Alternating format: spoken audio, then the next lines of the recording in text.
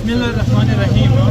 لکه څنګه موږ ټولو پښتنو ته دغه پته ده چې پرون بله دلته یوه مسله جوړه شوې وه، حالانکې په هغه کې دواړه طرف نه یو ډېډ بډي شوي ده،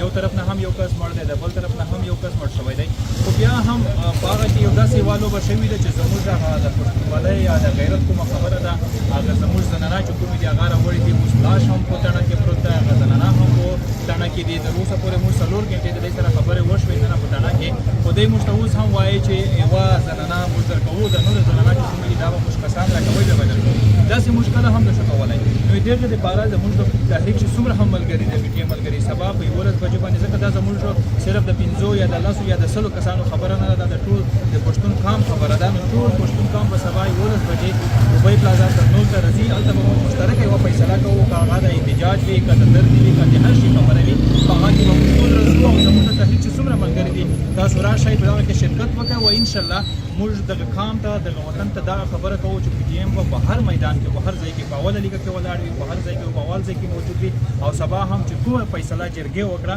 یا کومه فیصله مشرانو وکړه، انشاءالله پي ټي ایم به په هغه باندې کلک ولاړ هم وي او ورسره به هم وي. ډېره مننه.